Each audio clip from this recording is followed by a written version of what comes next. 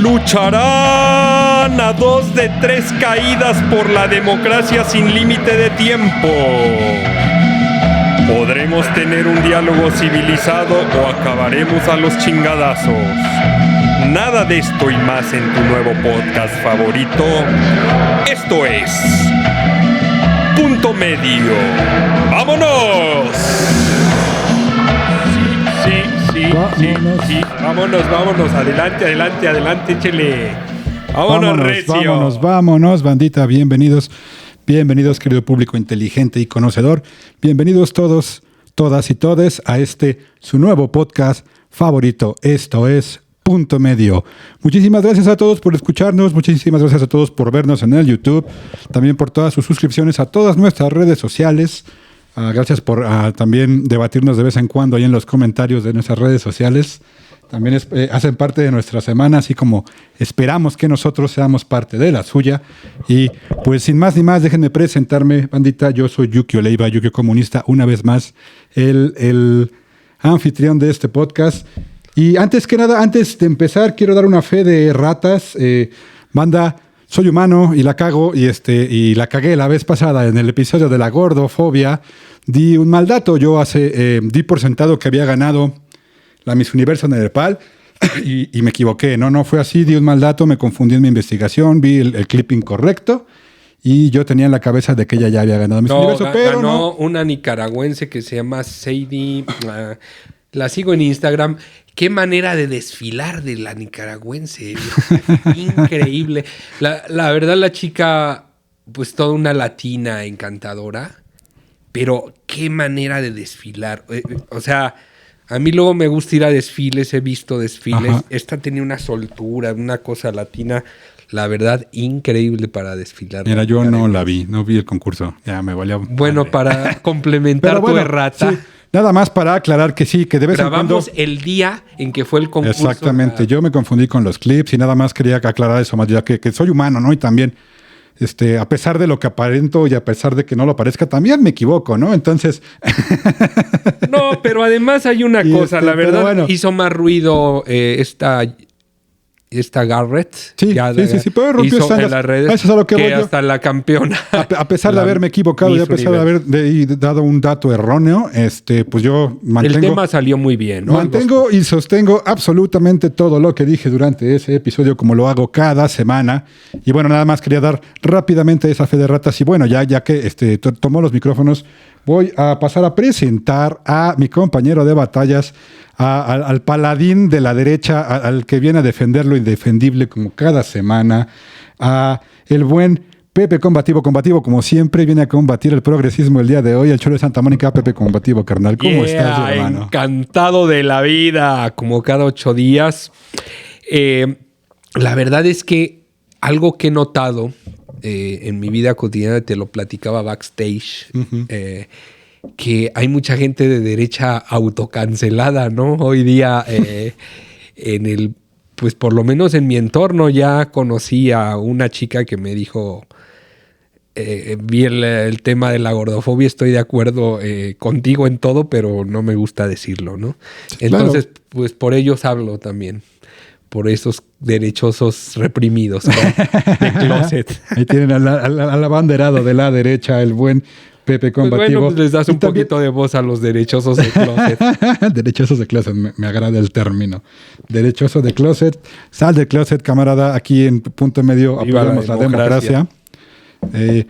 Pero si te atreves a venir, te voy a decir a tu cara qué pendejo que estás. Pero bueno, bienvenidos, querido público inteligente, conocedor. Y el Pepe Combativo también va a fungir hoy un poco como nuestro politólogo de cabecera, porque vamos a hablar de un tema un poquito complicado en algunas circunstancias, pero vamos a tratar de entender muy el por trending, qué. ¿no? Sí. Muy mediático en las últimas semanas. Lo sabía, ¿no? Sí. Muy trending, pero no te spoileo. Síguele para que lo anuncies tú. Sí, absolutamente fue trending topic toda la semana y es la pregunta del $1,000,000. ¿Por qué chingada madres ganó Javier Milei la presidencia de Argentina? Hoy precisamente vamos a hablar de ese tema, vamos a hablar del señor Javier Milei. Y sí, yo estoy totalmente anonadado, totalmente sorprendido. No sé cómo chingados es que una persona que para mí es claramente el anticristo, ha llegado a ser presidente de la nación. Es el anti-Marx, ¿no? Es el anti-Marx de principio. Sí, pero que te voy a decir que es el anti-woke, sí, ¿no? El anticomunista del siglo XXI. Pero te voy a decir que siempre ha habido un anti-Marx en la historia, ¿eh? Claro, sí. La izquierda, o sea, el comunismo se ha enfrentado a anti-Marx que todo el mundo es anti-Marx. Digo, en algún punto de la derecha todo el mundo es anti-Marx. En la historia reciente, ¿no? También nos digo, o sea, vamos una tras otra, ¿no? También es un poquito de lo que esperamos ahondar un poco en el tema. Es un anti-Marx más que ha llegado. Sí, porque... Pero bueno, este ha ganado con muy buen apoyo, 55, casi 56%. Me parece que el 57 lo vi por ahí. Y con gran apoyo, con muchas expectativas. Vamos a ver. A pesar de que me gusta un poquito la figura, no estoy tan conectado yo a nivel de ideas políticas con Milei, sí a nivel de ideas culturales. Pero bueno, vamos a ver. Sobre todo, yo sí le puedo poner de entrada muchos asegúnes, ¿no? Una, que es un inexperto, no es un hombre que haya ocupado puestos de liderazgo. Definitivamente un outsider, ¿no? Ajá. Entonces, eso puede limitarte mucho.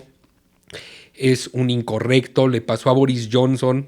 Tú recordarás que él llegó como un outsider a ser primer ministro británico. Uh-huh. Y bueno, pues como un incorrecto pues de cierta outsider. Manera, ha habido en la historia, ¿no? Y como un incorrecto hizo cosas incorrectas como primer ministro británico. Y tú sabes cómo son los británicos, de la seriedad, la corrección, los modales. Y bueno, Boris Johnson haciendo fiestas en la pandemia y una cosa pues de muy clásica de outsiders como Milei, precisamente, uh-huh, o como Boris Johnson. O como Trump, ¿no? O como Trump. Gente que tiene poco respeto por el Estado, por la ley. Entonces, ese es un punto que tiene Milei, que bueno, yo ahí no creo, pero sí la cuestión de, a diferencia de Trump, uh-huh, Trump siempre ha ocupado en su vida puestos de liderazgo. Digo, un hombre que maneja más de 13,000 millones pero no de dólares es lo mismo manejar una... Creo que siempre fue el debate con ese güey, ¿no? No es lo mismo manejar una empresa que manejar No, pero país, sí, ¿no? Es liderazgo. Sí. Milei ha sido comentarista de televisión, él no toma decisiones. Trump, por lo menos, podemos debatir si había estado en gobierno, en Estado o en sus negocios, pero sí tomaba decisiones, ¿no? Y finalmente... Sí, entiendo el punto, sí. Al final, tomar decisiones, tener gente a tu cargo, pues, te da una experiencia. Milei nunca la ha tenido. Ese es yo el punto que, por ejemplo, sí le podría yo... decir, cuidado, es una gente inexperta y no es fácil. Y en parte, ¿no? O sea, yo lo veo... Manejar gente. Yo lo veo como un psicópata el güey, ¿no? La neta sí tiene unas ideas... Sí es medio psicópata. Bastante retrógradas, incluso sí, su comportamiento... Él mismo en su personalidad... Bastante volátil. Ajá. O sea, tiene cosas propias como de una persona muy impulsiva. Sí. De repente me parece una persona...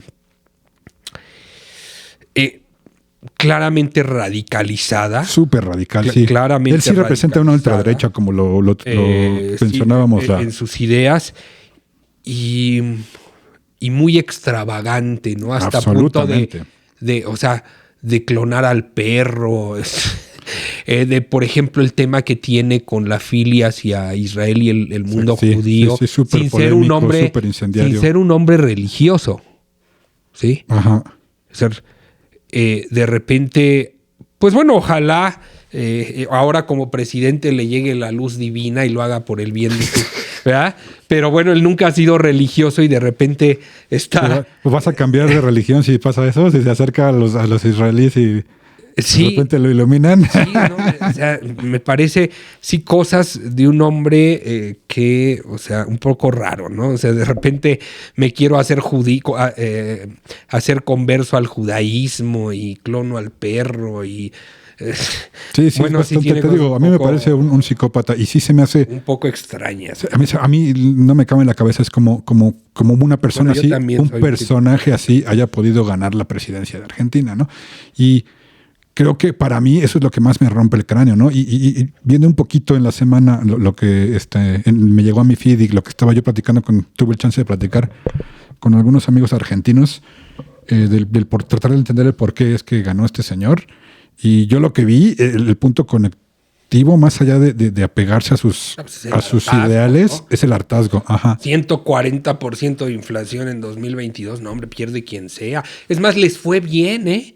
Llegaron a la segunda ronda los peronistas y los kirchneristas. Sí, de hecho ganaron la primera, ¿no? Ganaron la primera. Bueno, yo cuando ganaron la primera dije, bueno, creo que todo el mundo pensó. Locura, ¿no? Ganó un ministro de finanzas que tiene 140% de inflación. De que bueno, ¿quién puede ganar así, no? O sea, uno hubiera esperado que Patricia Bullrich y Javier Milei ganaran y se disputaran el gobierno en la segunda ronda. Yo no le daba al peronismo nada. Y la verdad es que sí demostraron, porque tiene una base política muy amplia el peronismo en Argentina, ¿no? Uh-huh. Han gobernado casi la mayoría del tiempo en que Argentina lleva siendo demócrata. Desde que se acabó la dictadura de Videla y se restableció la democracia, la mayoría de años los ha gobernado el peronismo, y quien no es peronista se disfraza de peronista como Menem, o sea, ¿sabes? Entonces, sí tiene una base, y pues se explica así que Sergio Massa, yo seguí mucho la elección, uh-huh. También ya les había platicado que yo estudié política y me especialicé en geopolítica, uh-huh. Y además el tema de Milei siempre me despertó mucha curiosidad, sobre todo él como figura mediática. Te voy a decir porque yo soy muy claro y lo digo abiertamente, no tengo pelos en la lengua. A mí me gustaría ser líder político, ¿no? Entonces, cuando ves un fenómeno así como Milei, lo tienes que seguir, pues, ¿qué está haciendo para ganar, no? Pues si algún día yo participo, pues a lo mejor decir una sarta de mamadas. Esa parte, ¿no? Ya la tienes, güey. ¿Qué pasó? No es cierto, mi combativo. Bueno, no es cierto. Pero volviendo a tu punto, la gente estaba hasta la madre, ¿no? O sea, 140 de inflación. Bueno, imagínate cómo. Pues yo de verdad no explico cómo llegaron a la segunda ronda.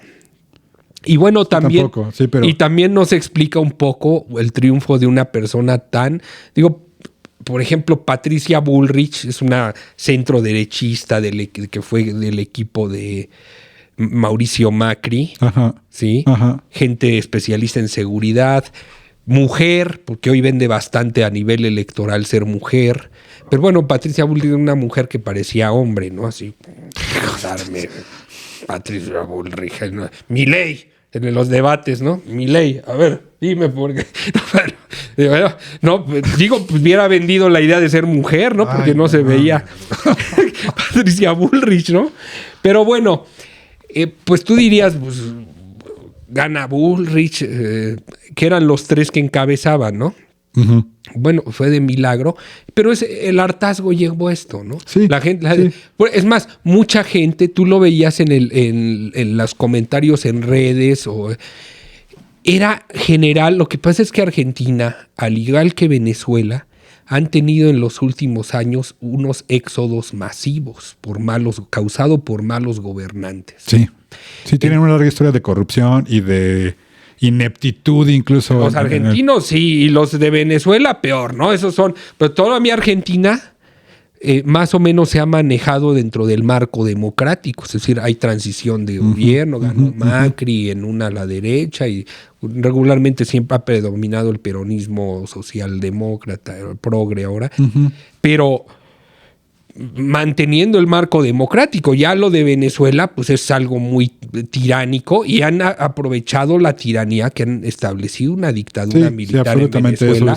La han aprovechado para establecer una mafiocracia. Lo de Venezuela sí es una cosa. Lo de Argentina podríamos decir que es un establishment corrupto. O sea, Cristina con muchos señalamientos de enriquecimiento ilícito. Bueno, incluso se dice, y hay muchas notas, que ella aplicaba los sistemas de corrupción tan tradicionales en América Latina, de dar obras a cambio del 10% del contrato. Es decir, te doy un contrato de gobierno por tantos millones y por atrás me pagas efectivo el 10% de la obra. Rollos así que están documentados. Ya saben que yo siempre en esto de la política Digo, búsquenlo y lo van a encontrar. No voy a venir a hablar aquí, inventarle cosas a Cristina Fernández, porque además ni me interesa hablar a mí mal de Cristina Fernández. Pero bueno, sí muchos casos de corrupción. Alberto, el último presidente, muy amigo de López Obrador, al inicio, porque después como Alberto, el kirchnerismo se estaba acercando mucho con los estados antioccidentales, ¿no? Uh-huh. De alguna manera porque buscaron un paraguas en contra de Occidente tras los defaults que Argentina tuvo a nivel de dejar de pagar la deuda con el Fondo Monetario Internacional, que además no fue uno o dos defaults, fueron como 3 defaults. Uh-huh. No fue un default, fueron varios. Varias veces Argentina pidió dinero, no pagaron, elaboraron junto con el fondo planes de rescate para que Argentina retomara el pago de su deuda con sus intereses y volvían a fallar. Es decir, Argentina, entonces tú sabes que cuando pasa eso, al final esto es como la banca cotidiana, como a nivel individual, como cuando tú le quedas mal al banco, pues el banco te va a tratar de cobrar, o si tiene hipotecas tuyas te las va a quitar. Uh-huh. Si tiene una casa tuya que dejaste hipotecada en prenda, pues va a tomar el control el banco. Es decir, el Fondo Monetario Internacional se sentaba a reestructurar deuda con Argentina y le dictaba líneas de acción a nivel de política pública, que además ya la sabemos cuáles son las líneas de acción a nivel de política pública cuando le debes al fondo. Y cuando tus finanzas públicas están mal, hay que recortar el gasto, la burocracia, hacer el gasto social, la burocracia, subir impuestos uh-huh. y privatizar. Las empresas de Estado que no sean ineficientes son siempre las líneas de acción, no hay mayores sorpresas en ello. Uh-huh. Entonces, Argentina cayó en defaults varias veces y eso la acercó a los países antioccidentales. Se acercó mucho a los BRICS, que no es precisamente un bloque antioccidental, aunque se aglutina a varios países antioccidentales como China, Rusia, Rusia básicamente, pero también se acercó mucho a China, se acercó mucho a Rusia, buscando apoyo un poquito pues, por los problemas que tuvo con Occidente uh-huh. a través del Fondo Monetario Internacional. Y entonces eso como que alejó un poquito a Alberto de Andrés Manuel, que al principio se juntaron mucho, llevaban una relación muy cercana. Incluso Alberto vino a la mañanera en una ocasión y habló muy bien de López Obrador y platicó una anécdota que cuando fue a un G20 le preguntó a Angela Merkel ¿cómo ves a López Obrador? Porque ya ves que López Obrador al principio no salía uh-huh. nunca del país. Y Alberto le dijo, pues por lo menos es un hombre decente, que es lo que México no había tenido en los gobiernos hace muchos años, una gente seria que no viene a robar, y pues ya es ventaja en un país que era gobernado por cleptómanos, ¿no? Sí. Entonces, pues por ahí se empezó a llevar muy bien. Ellos tuvieron un desencuentro muy serio en torno a una cumbre en California que hubo, en donde tuvieron un diferendo cuando estaba el problema de Pedro Castillo, que por ahí López Obrador estaba impulsando que no se asistiera para reprobar lo de Perú, y ahí hubo un detalle que no recuerdo muy bien, pero ahí tuvieron una diferencia y también lo pueden googlear. Y de ahí se aislaron un poquito. Trabajaron también en la pandemia Alberto y López Obrador, porque Argentina y México firmaron un convenio con AstraZeneca, okay. que al final el convenio salió bien y salió mal. El convenio era muy ventajoso para los dos países porque financiaba México y Argentina la investigación a cambio de que tuvieran ciertas ventajas cuando AstraZeneca tuviera la vacuna, ¿no? Para recuperar la inversión y uh-huh. Tener vacunas, y AstraZeneca hacer un buen negocio. Decir, pues México tiene 130 millones de personas, si vas a vender doble vacuna, pues ya tienes 260 millones vendidas, con la investigación financiada por México y Argentina. Entonces, hicieron ahí un acuerdo muy interesante con Astra y lo lograron entre Marcelo, López Obrador y Alberto con Astra. Luego al final no salió bien porque para mala fortuna la vacuna de AstraZeneca falló en unas pruebas y fue la que se retrasó un poquito porque en la fase de pruebas tuvo algunos errores ahí de que estaba causando problemas. Sí, y al final fue la última vacuna, fue, la verdad, son golpes, son investigaciones. Sí, claro. Ahí no son complots ni conspiraciones, porque eso fue la gente Ciencia. puede inventar, no, pues Nada es más. ciencia, están haciendo pruebas. Sí. O sea, a todos nos conviene que salga esto bien, ¿no? Simplemente ahí pasó, a Pfizer le fue bien, a otras. Pero al final salió la de Astra, que fue precisamente, él también lo pueden googlear, la que más tuvo México. México estuvo regalando hasta vacunas de AstraZeneca a todo el mundo.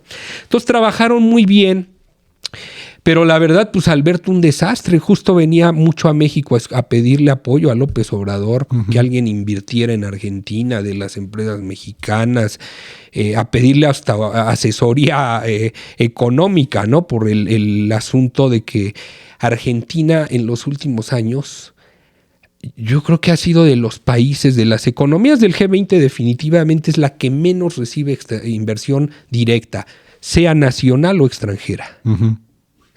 Es un país que creó un conglomerado, un cúmulo de instituciones y leyes totalmente anticapitalistas. O sea, el kirchnerismo en algún momento mutó o llegó a ser un socialismo medio radical, progresista, en un punto de bloquear la economía, es decir, con derechos, con impuestos elevadísimos, muchísimas regulaciones incluso para comprar dólares, para hacer intercambio de divisas. O sea, una locura a nivel financiero, económico, legislativo, leyes de trabajo con muchísimas preventas laborales para una economía como la Argentina, que bueno, eso puede ser cuestionable, ¿no? Al final que se castiga al trabajador, pues es lo último que yo diría, pero la cuestión fiscal, la cuestión arancelaria, Argentina tiene una ingeniería constitucional desastrosa que creó el kirchnerismo, que lo único que causó con tantos impuestos, regulaciones, es que nadie invirtía, bueno, ni los nacionales. Aquel argentino que tenía un capital mejor se venía a Cancún o a Isla Mujeres a poner un restaurante. ¿Sí? Una asadita argentina. No, pues trabajas para que entregarle todo algo. Entonces, pues nunca lo quisieron entender los kirchneristas, ¿sí? Nunca quisieron entender que tenían que buscar la forma de que teniendo al pueblo... Mira, muchos gobiernos de izquierda, en ocasiones, incluso por ejemplo el de López Obrador, yo te puedo decir políticas antiizquierda de López Obrador, que hizo teniendo la ventaja de tener la legitimidad popular. Es decir, tú tienes el apoyo de la gente confía en ti, claro, entiende que lo que tú haces es para... Y López Obrador hizo cosas muy de antiizquierda, como que encoger el sector, los órganos... los organismos autónomos que eran órganos de control del Estado mexicano, como la Comisión Nacional de Energía Regulatoria de Comisión Nacional de Hidrocarburos, Comisión Nacional de Energía, Comisión Nacional, que eran justo organismos autónomos que se encargan como de estar en el medio de el sector de los intereses del Estado y el sector privado, generar regulaciones en materia de calidad y bla, bla, bla, pero que al Estado mexicano le salían muy caros y que además causaron un problema muy serio en México, que hacían que se paralizara la inversión y la eficiencia de la economía. ¿Sí me explico? Porque voy a poner una refinería, pero si no te aprobó la Secretaría de Economía, el gobierno, pum, ya está el capital, ya está. Pero si la cree la Comisión Reguladora de Energía, no te aprueba, y no, bueno, pues, y luego como México es corrupto, pues es pura corrupción. Entonces López Obrador entendió que cuando haces regulaciones en un país tan frágil a nivel de corrupción como México, lo único que sirven las regulaciones para robar. Con los verificentros, que no pasas una sola vez. Ya hoy día, la verificación pues es un robo. Sí. Es una mafia. Estamos tan acostumbrados a la corrupción que ya está acostumbramos, bueno, vamos a pagar por el... Sí, no, ya llegas. Es más, si no pagas el brinco, a veces no te lo pasan nada más para que lo pagues, para que regreses otra y pagues, güey. Sí. Sí, o sea, terrible, ¿no? Y además no solo queda ahí lo de los beneficentros. Todos los dueños de los beneficentros son hijos de políticos. O sea, se crearon un negocio entre ellos. Vamos a hacer una regulación que es la verificación ambiental para automóviles. De repente ellos aparecieron como dueños de todos los beneficios. Son políticos. Tú revisa los dueños de todos los beneficentros, son puros políticos.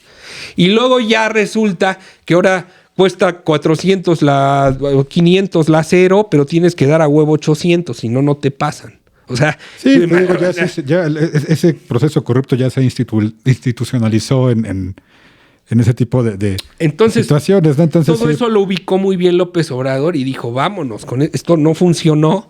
Que creo que es lo que le hizo falta a la política argentina, ¿no? Y que fue por eso que lo llevó a exactamente, ¿no? A final de cuentas, López Obrador lo que hizo ahí es encoger el gasto público, quitarse instituciones que en realidad no sirven para nada más que para dar un visto bueno. Y te decía, ¿no? Entonces López Obrador lee muy bien.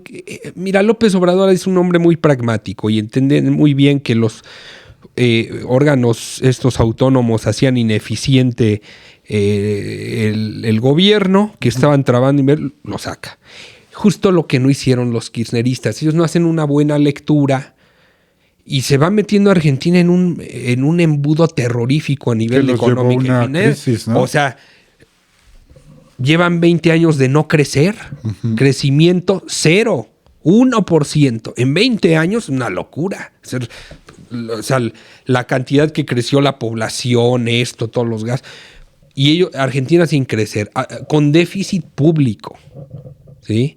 Entonces, bueno, un país totalmente inestable a nivel económico-financiero y que termina en este desenlace, ¿no? En que el hartazgo lleva a que surja una persona. Ahora, aquí lo que sorprende es justamente la figura de Javier Milei, ¿no? Porque también irrumpe exactamente el antikirchnerismo, exactamente una persona totalmente antagónica, exactamente el otro lado de la moneda. Es el extremo total. El extremo total.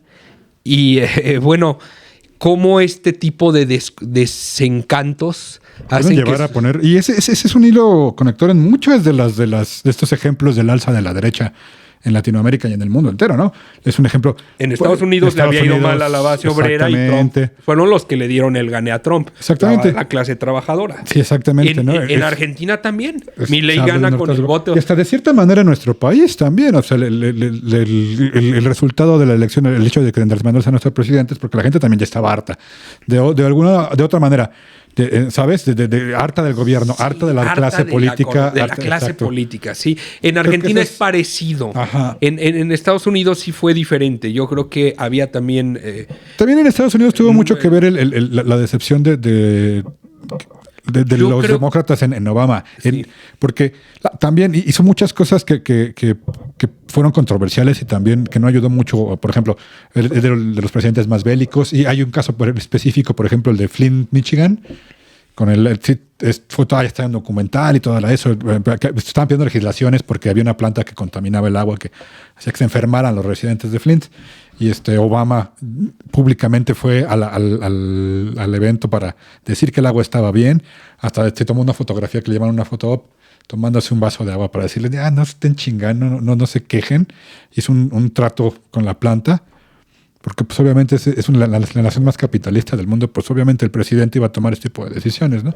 Entonces, de ahí hizo cositas así en el pópulo, en la base que tenía el voto demócrata por lo que representaba Obama. Decepcionó a muchos en ese sentido también. Yo creo que ahí, más que la decepción del gobierno de Obama, porque también gozó de una muy alta aprobación, sobre todo en la parte más cultural que en la económica política. Y el gozo de una aprobación muy alta y incluso es muy apreciado. También en la parte de los financieristas de Wall Street, lo apreciaban mucho porque tuvo muy buena relación, por ejemplo, con Irán, que abrieron ahí, hizo el acuerdo nuclear para abrir a Irán. Y Irán es un mercado muy atractivo, ¿no? A nivel de económica, son 80 millones, no tienen mal poder adquisitivo, tienen muchísima energía. Entonces, a Wall Street estaba muy contento con Obama. Sí, yo me refiero a la población, ¿no? Del país, que son los que al final del día cambian elecciones, en Estados Unidos... mira, tú pones a competir a Milei en México, me hubiera parecido loco. A mí me parece un pinche psicópata. Aquí me hubiera parecido un loco porque a pesar de todas las ineficiencias, de todos los problemas del régimen, por lo menos la economía prevalece en México, creciente. Hay ciertas condiciones que han sostenido al país, ¿sí me explico? Y sobre todo después del gobierno de López Obrador, que sí genera, como lo platicábamos hace 2 episodios, no me acuerdo en cuál, en donde que sí genera que se encoja la brecha entre ricos y pobres, que sí genera un regreso a las instituciones, vamos a decir, tradicionales, debe ser la seguridad social, el seguro social público, la educación pública, se consolida mucho, el rescate de CFE, que tradicionalmente habían sido de las grandes conquistas del pueblo mexicano tras la Revolución Mexicana, es decir, la educación pública gratuita, obligatoria, que viene de la Revolución, los derechos laborales que se fortalecen con López Obrador. Hubo no solo reformas o incrementos al salario notables, también a la parte sindical hubo un fortalecimiento ahí legal para que hubiera más democracia sindical, demás. Entonces, el fortalecimiento del sector salud, del sector que también lo querían desmantelar los porfiristas, ¿no? O sea, mira, el plan de la élite del establishment neoliberal porfirista, que yo le llamo, ¿no?, era quedarse todo. Ya habían hecho la reforma de Peña. Por eso se sienten los dueños de México.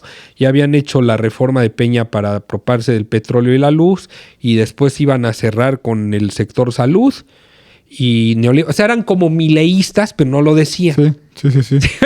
Bueno, a lo mejor Milei hasta convierte, porque Milei por lo menos trae el discurso de decir, hay una casta de oligarcas que se benefician del desarrollo. Yo voy a privatizar, pero vamos a crear un libre mercado y vamos a hacer subastas por las empresas, o sea, privatizaciones adecuadas. ¿Por qué privatizo? Porque ideológicamente yo creo, y ahí entramos con quién es Milei un poquito. Que también, nada más para cerrar, lo que yo te quería decir es que es lo que yo quería llegar a ese punto, ¿no? Que sí, uno de los motivos porque la gente votó por él es por el hartazgo, pero también creo que a ese punto es al que vas. Muchos de ellos, incluso que no, dentro de mis amigos, de mis conocidos argentinos, se apegan más a la izquierda, incluso dentro de ellos quedan más centristas que no compaginaban para nada con sus ideas, porque a mí y para muchos de mis amigos argentinos, sus ideas nos parecen súper retrógradas y dañinas y peligrosas para el futuro de la sociedad. A nivel cultural. Sí. Antes de pasar a eso, sí, nada más que, a lo que me refiero es que incluso gente que no comulga para nada con sus ideas podían ver en él ciertamente un buen economista, ¿no? Todos me decían, es que él está hablando de cómo rescatar al país en el hoyo en el que estamos. Y eso es lo que a mucha gente le interesaba, ¿no? Ese hartazgo más esa necesidad de confiar en alguien que sabe la esperanza de solucionar el problema económico, ¿no? Exactamente. Creo que ese es otro factor muy importante que también lo llevó a ganar la presidencia. Y también el tercero, que lo abordaremos en el orden que quieras, pero también creo que la imagen mediática que tiene y el personaje que es, le ganó mucho, sobre todo entre los jóvenes, ¿no? Le ganó mucho ese voto del joven que no sabía ni para dónde, ni para acá, ni para allá, y él llega a una personalidad, pues, de cierta manera enigmática, de cierta manera hasta viral, ¿no? Para esos sectores del que se pegan un poquito a la derecha. Y creo que tiene una presencia mediática fuerte y también una bola de, no sé si sean artimañas escritas por un publicista o la forma en la que se comporta es muy incendiaria y muy volátil y llama mucho, ¿no? También creo que es otro factor que le ayudó a generar ese...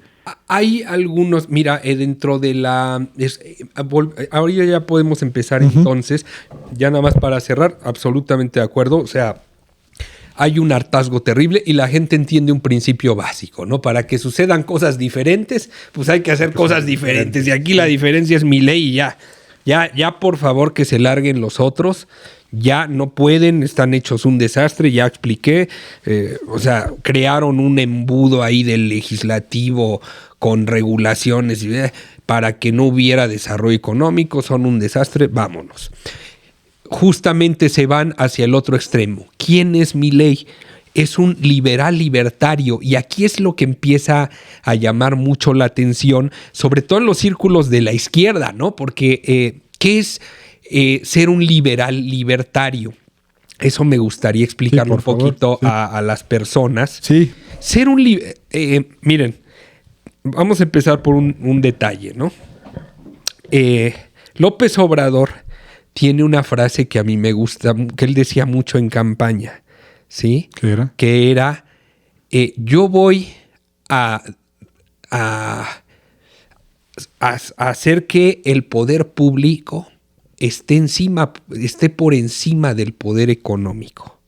Era mucho él usó varias veces esa frase, no textual, es un poquito diferente, pero es que prevalezca el poder público sobre el poder económico. Para entender algo de filosofía política debemos de entender esos dos elementos, el mercado, el poder económico y el poder público, que es el Estado, ¿sí? Entonces, López Obrador, a nivel de teoría política, es un liberal clásico, ¿sí? Es decir, el liberal clásico cree que el Estado cumple una función fundamental dentro de una nación y una comunidad humana, ¿sí? Y que el Estado es el poder público, el Estado y sus instituciones son el poder público y que están por encima del poder económico, del poder de las empresas y del dinero, ¿no? Es decir, un liberal clásico piensa que las decisiones de un Estado, ¿sí?, las debe de tomar el presidente, el jefe de Estado, ¿sí?, que proviene de una elección democrática. Es el representante. Eso es un liberal clásico. Y un liberal clásico podríamos decirlo, ubicarlo en el espectro político como el centro. El centro, ¿no? Incluso hay liberales que pueden ser como de izquierda, como López Obrador, que creen la justicia social y en ciertas causas progresistas. Es un liberal clásico juarista que cree en la... Incluso hasta podrían ser... ¿Por qué es liberal clásico? Ya lo dijimos. Porque cree en la superioridad del poder público sobre el poder económico, cree en la división de poderes. Tal vez Bernie y ellos sí podrían ser también dentro de ahí, ¿no? Medio liberales clásicos. No, yo creo que ellos sí son más de izquierda, ¿no? Porque tienen un poquito más de colectivismo. Entonces, Bernie, sí. Bernie y ellos sí. Yo creo que ellos sí son mucho más de izquierda, ¿no? Porque ellos son más estatistas. Ellos, por ejemplo, López Obrador, una cosa de derecha que tiene, que yo, miren, me apego un poquito en el podcast a ubicarlo dentro de un liberal tendiente un poquito a la izquierda, por las ideas de justicia social y todo.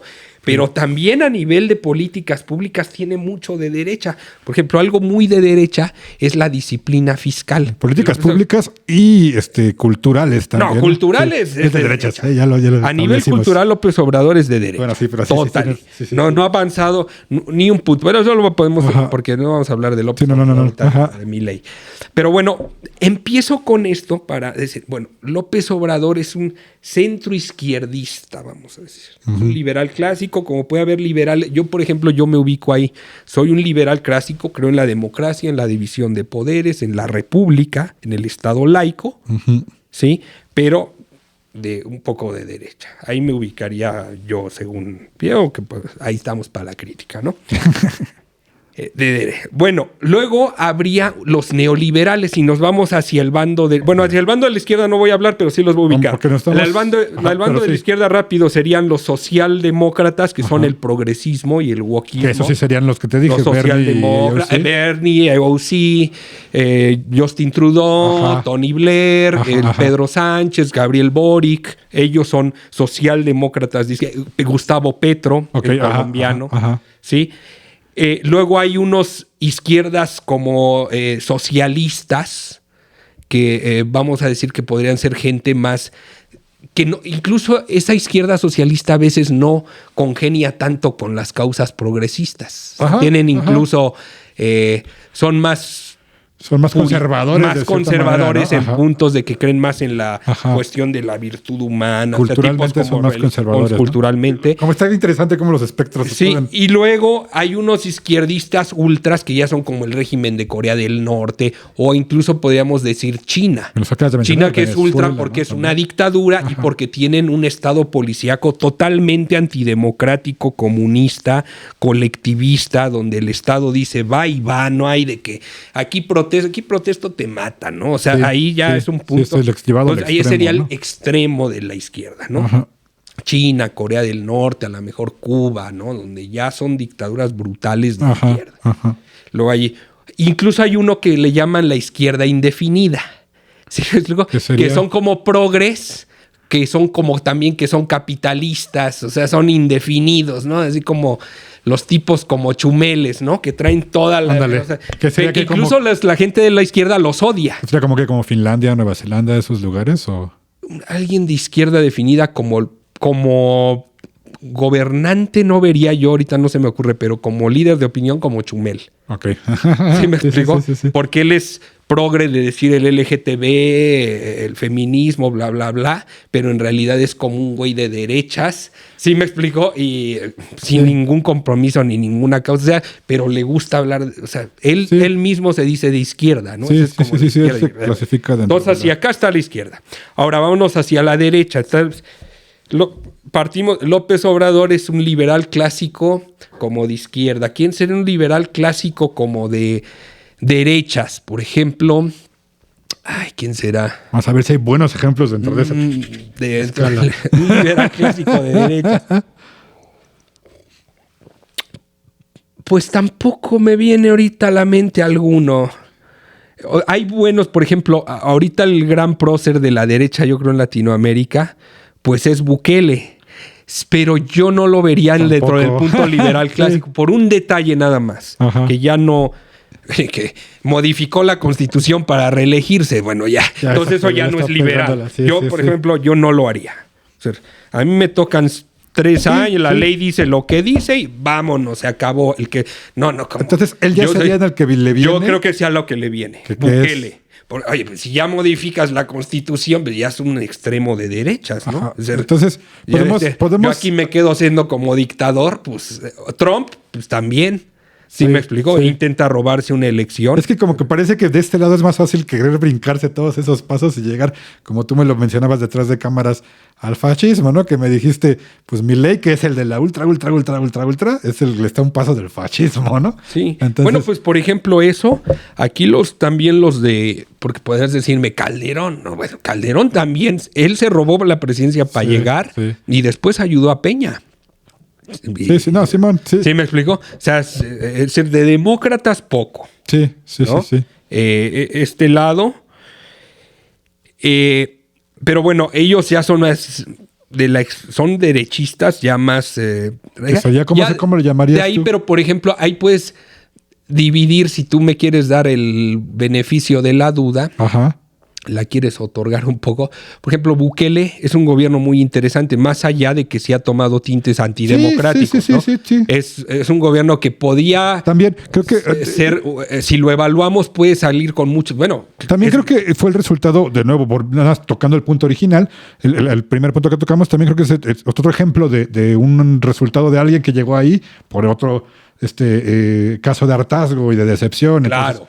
Claro, a niveles a lo mejor ahí con más en el ámbito de la seguridad, ¿no? Que era lo que más atañía El Salvador, ¿no? Que los tenían, que en algún momento de la historia, no hace tantos años era como, creo que lo catalogaban como estar en una zona de guerra, ¿no? Sí, era peor que una zona de guerra. Entonces también en escenas dantescas, o sea, las pandillas cortándole la cabeza a una persona y poniéndose a jugar fútbol con la cabeza humana. Bueno, tú imagínate el nivel de... Pues estaba mucho peor la situación que en Argentina. Sí, en Argentina no se han visto esas escenas. Dio cabida a la llegada de alguien con una figura así, ¿no? Y que precisamente Bukele tiene que tomar esas actitudes de medio tiránicas, ¿sí? Pues porque ya es su supervivencia de por medio. O sea, él se ha aventado tiros como aventarse una guerra contra una mafia terroríficamente sanguinaria, pues tú imagínate si dejas de ser presidente, pues ¿quién te va a cuidar? La guardia, los guardias presidenciales de El Salvador, pues nada más el costo que va a tener ahí, ¿no? la guardia de Bukele. O sea, es muy difícil cuando tú te avientas broncas así, pues salirte del poder, porque ya está tu vida de por medio, ¿no? Entonces Bukele ahí, y pues Bukele también se aprovecha porque ha hecho un gran trabajo. Digo, la verdad es que la opinión pública está muy enfocada al punto de la seguridad, que sí, los resultados son increíbles, ¿no? O sea, ¿cómo va a ser que el país más peligroso de Latinoamérica ahora es el más seguro? Bueno, si ya lo mides en resultados, bueno, pues si vamos a tener que hacer un juicio sumario colectivo para restablecer la paz, pues nos lo aventamos, ¿no? Pero bueno, no deja de ser un juicio sumario, ¿no? Sí. No deja de ser una de que, tiene un tatuaje feo, tráetelo, güey. O sea, mételo a la cárcel y ahí averiguas después si es bueno o si es malo, ¿no? Comportamientos tiránicos, ¿no? Tiránicos, sí, totalmente. Pero más allá de la cuestión de la seguridad, que los resultados sí son extraordinarios y también sí están muy documentados, no solo en datos, en testimonios de periodismo internacional, ¿no? Gente de la DW alemana que han ido a los barrios más sanguinarios hace tiempo, y las señoras, gracias a Dios que Bukele llegó, ya pudo salir a la calle. Bueno, pues entonces sí, los resultados son muy notables y da pie precisamente a que surjan este tipo de líderes caudillistas, ¿no? Pero además lo de Bukele, pues es muy sobresaliente también a nivel de políticas públicas, ¿eh? La verdad es increíblemente buen gobernante. O sea, es un tipo que trabaja con mucho orden, le gusta el embellecimiento de la urbanidad, ha generado proyectos de futuro, o sea, creación de nuevas ciudades, que son City, Bitcoin City, ha abierto a la economía. Digo, son casos, miren, no solo hay Bukele, hay otro caso en el mundo, que es el del también otro dictador de derechas, que se llama Paul Kagame. Para que vean que soy geopolítico. Es que es el presidente de Ruanda. Lo de Ruanda es increíble, güey. Ruanda estaba en el peor, que todavía peor que El Salvador, porque ellos venían de una guerra étnica en donde los tutsis contra los hutus y se exterminaron a matar. O sea, matar, así es tutsi, pum. No, imagínate, ¿no? Y esos niveles de salvajismo terroríficos. Triunfa Kagame, restablece el orden, empieza a generar políticas públicas increíblemente de apertura económica, de orden, de inversión pública. Y son trabajos muy difíciles, porque además tanto El Salvador como Ruanda son países muy pequeñitos, con instituciones muy débiles, entonces la recaudación no son Suiza, que la recaudación es amplia y tienen... No, es El Salvador, pobre, y la poca recaudación está mal, no llega, todo. Entonces, ahí cobra como más valor la obra de Kagame o de Bukele. Lo de Kagame es increíble. Lo de Kagame es la historia de un pueblo que estaba en una guerra étnica. Hoy es la mayor potencia africana a nivel financiero, en innovación. Bueno, cuando ustedes pueden ver lo de la pandemia, cuando ven los 5 países donde hubo las mejores políticas públicas, es decir, más apertura económica, menos muertos, está Nueva Zelanda, Corea del Sur, Ruanda, ¿Cuándo te ibas a esperar eso de un país de Centroáfrica? Digo, sin ser racistas. No, sí. Pero todos sabemos las historias de dificultad que ha Carencias tenido África en los sí. últimos años, en general todos los países. Después de que se independizan en el siglo pasado, el 60, 70, muchos países africanos cayeron en la anarquía, en la debilidad institucional, en una caída, por ejemplo, país Zimbabue, que fue la gran Rodesia británica en el África y toman el control los independentistas y se desploma de un país terroríficamente empobrecido, hoy día Ruanda, ¿no?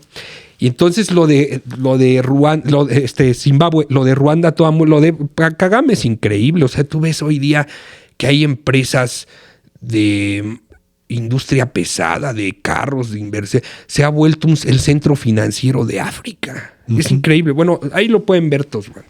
Entonces, este tipo de líderes que son de derecha, Bukele, voy a hablar, y luego ya nos pasamos a Milei, perdón. Sí, no, está bien. Y si me alargo mucho, pues le digo. No, sí, tú dale.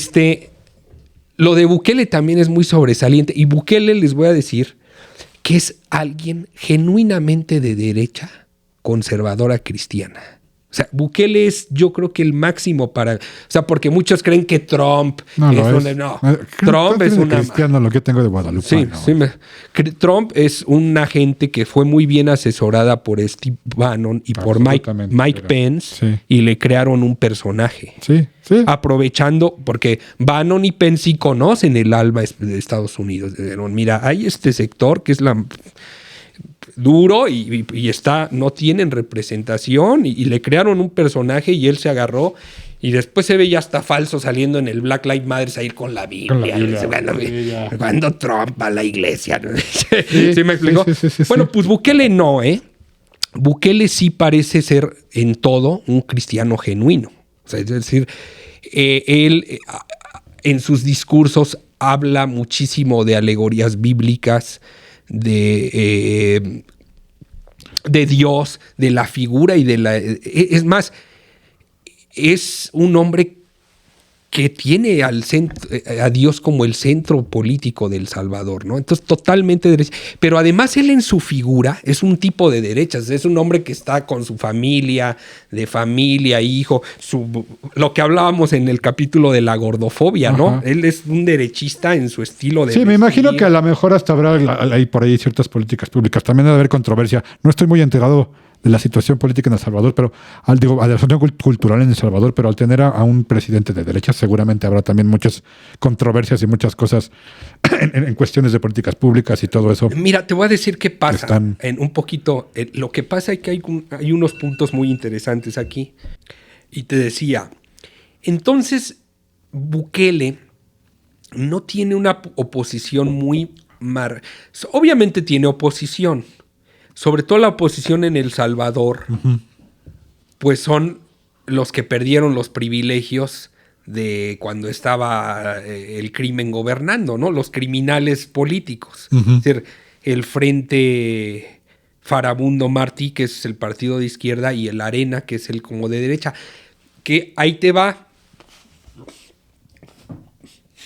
Te voy a decir, Bukele llegó a la alcaldía de San Salvador, Cuscatlán, por ahí así, que fue, porque él fue alcalde primero, él sí tuvo experiencia como gobernante. Llegó por la izquierda, por el Farabundo Martí, fíjate nada más eso. Entonces, por eso también no está mal visto de la izquierda, porque él le arrancó su carrera dentro de la izquierda. Eso es un fenómeno que también pasa mucho aquí en la política mexicana, ¿no? Muchos son de repente andan de acá y andan de acá. Sí. Pero Bukele traía más sangre de outsider. Evidentemente no encajaba con el establishment político, ni encajará nunca, ¿no? Un tipo que es tan agresivo con un establishment, pues no va a encajar. Y también creo, me parece, a pesar de... sus políticas públicas han dado tan buenos resultados, que es un país, El Salvador, donde la oposición hoy día es muy minúscula. Y la representan sobre todo gente... que lo que te digo, que perdió los privilegios. Y dentro de la izquierda, pues seguramente tendrá algunos opositores que son, pues obviamente de izquierda, progre, ¿no? Antirreligiosos y esto. Seguramente debe haber un segmento en El Salvador. Pero debe ser muy minoritario, pero además hay un punto que hace muy bien Bukele al respecto, que es un hombre muy discreto. O sea, él jamás lo ves metido en polémicas de que ande hablando del feminismo, aunque claramente es un hombre conservador, que en sus discursos habla de mujeres y dice las mujeres que son tan trabajadoras y las amas de casa y todo. Una posición conservadora, pero sin meter polémica. Entonces eso también le ayuda mucho a Bukele. Y bueno, finalmente me gustaría decir de él un poquito porque es de derecha. Bukele a mí me da la impresión que él genuinamente es Bukele, Trump, Milei es otra cosa que ahorita vamos a hablar. Pero Bukele, Trump encabezaron los, bueno, sobre todo Bukele, porque él va a perdurar mucho, puede ser hasta un dictador, encabeza una revolución burguesa en El Salvador. Todos, si te fijas, Bukele es muy de símbolos, ¿eh? Tú ves sus fotos o las entrevistas que le hacen siempre en el Palacio de Gobierno de El Salvador, cortinas doradas, alfombras rojas, él impecable. Desde su imagen, todo lo simbólico, las políticas públicas, mucho temas de libre mercado, de vamos a hacer... ¿Sabes qué se siente? Porque incluso se junta y son sus amigos. Él se siente, yo también lo he puesto mucho de sarcasmo en Twitter, él se siente jeque. Él se siente suena a ese tipo de lujos y de abundancia. De rollos, de abundancia. Vamos a ser un país rico, súper rico, donde... Porque los jeques han logrado un efecto, ¿no? En sus países, en Emiratos, Qatar y todo, que criaron la riqueza inclusiva, ¿no? Donde todos los nativos de ahí se volvieron ricos. O sea, todos los emiratíes, los qatar, todos son ricos. Los saudíes, ¿no? Bueno,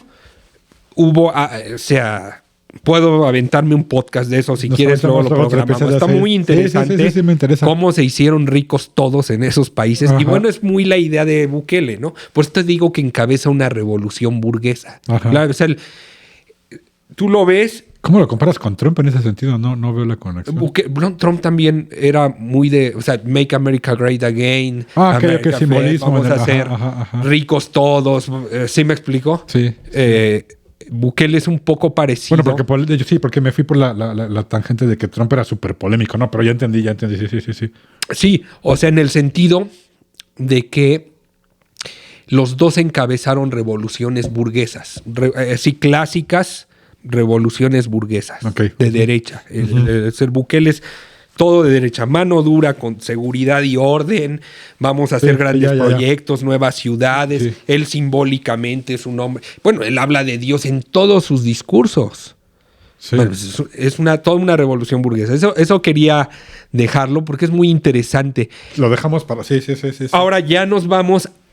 Yo lo que digo es como una derecha más radical. Sí. Y hay otros ejemplitos más por ahí. Bueno, y luego ya sigue la de Milei. Sí, pero nada más para... O sea, igual es que no te claves, pero sí hay otros ejemplitos ahí famosillos, ¿no? Como Bolsonaro, como... O sea, que son de cierta manera son... Radicales de derecha, ¿no? Sí. Pero tienes razón. O sea, hay esos dos ejemplos que te acabas de aventar muchas veces. Pero no hay ninguno como Milei. Exactamente, ¿no? Él es el más de todos. Él sí representa...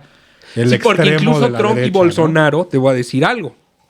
Tanto Trump como Bolsonaro eran totalmente derechistas a nivel cultural en su discurso. Trump un poco hipócrita, ya dijimos. Sí. Bolsonaro sí era también cristianísimo de corazón, ¿no? O sea, él sí es un radical cristiano hasta feo, de mal carácter, porque no es feo.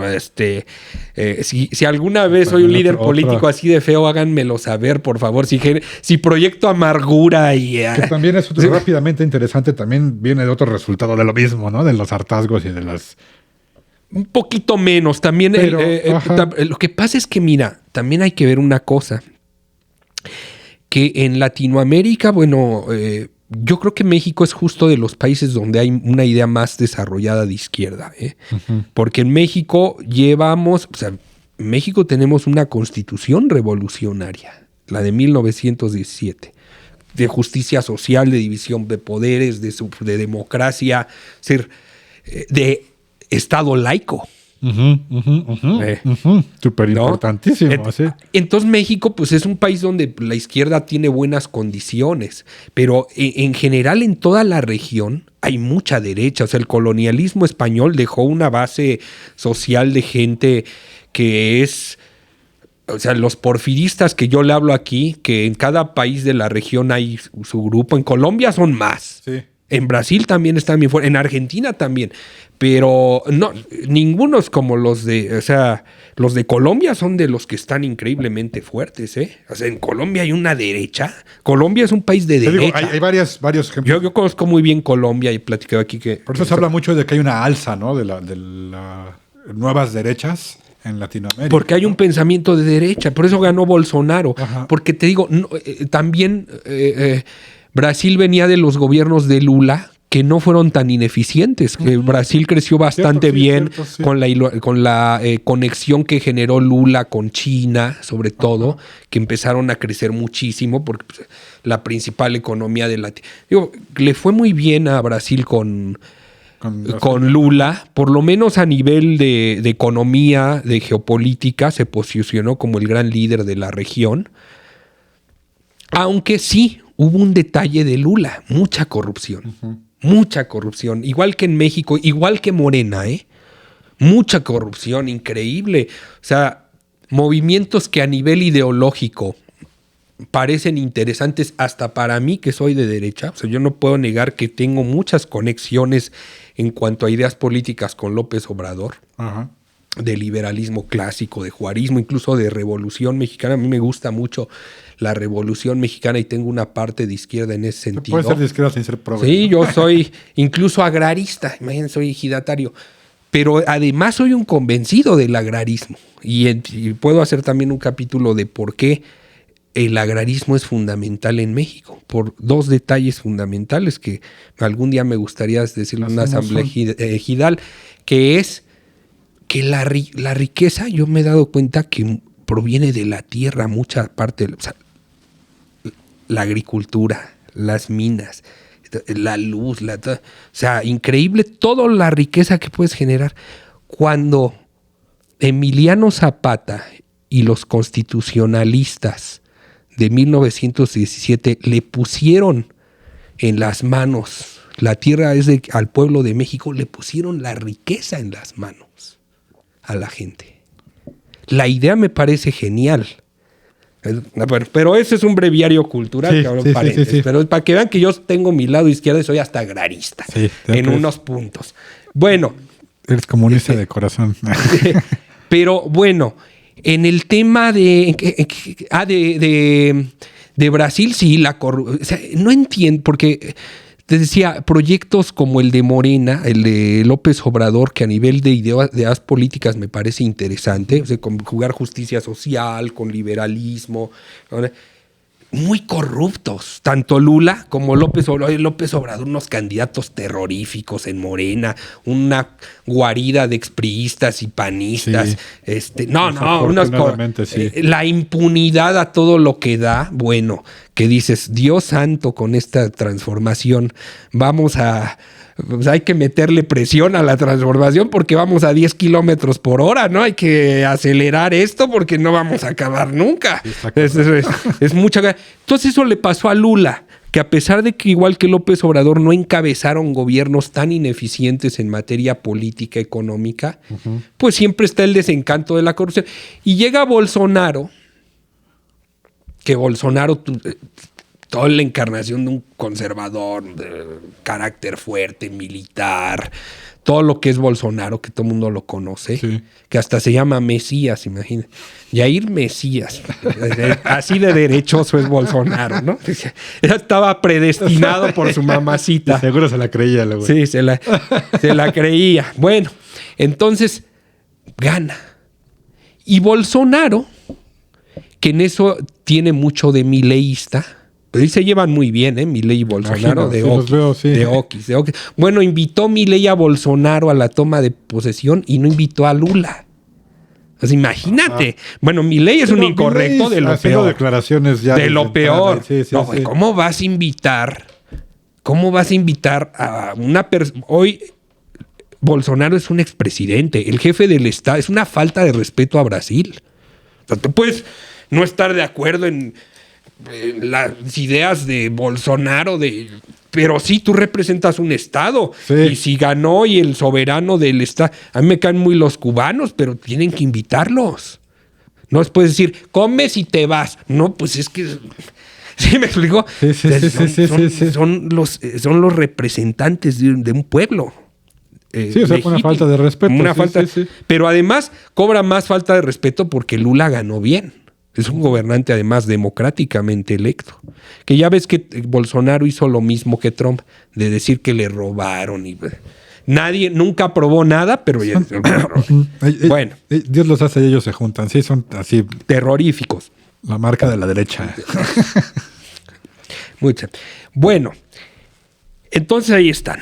Esa sería como la banda de la derecha más radical, ¿no? Y luego la de Paladín, hay una más radical que es la de Milei. ¿Por qué Trump y Bolsonaro no son tan radicales? Ese es un punto que podemos dejar aquí. Porque son proteccionistas. Sobre todo Trump, no le declaró una guerra arancelaria comercial a China. Ajá. Sí. Acaba de decir, no, y ya quiero regresar y voy a ponerle impuestos a todas las y voy a hacer más leyes proteccionistas. Bueno, eso no se ve muy de derechas, ¿no? Entonces, son más un tipo como... Mira, a mí la verdad es el estilo de manejar la economía que me parece más óptimo. O sea, yo la verdad no... O sea, aquí lo voy a decir muy claro que te decía económicamente hablando, tú eres trompista, ¿no? En ese sentido. Sí. Económicamente hablando. Sí. Yo creo que hay sectores estratégicos que si hay por ejemplo, China es un pésimo player en el mercado mundial. China es un pésimo player.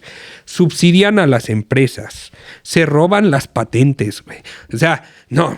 China son contrabandistas. Subvalúan las facturas. Ajá. O sea, les dan premios a la exportación. Es decir, mira, una empresa de China que hace zapatos, por ejemplo, si exporta le dan subsidios.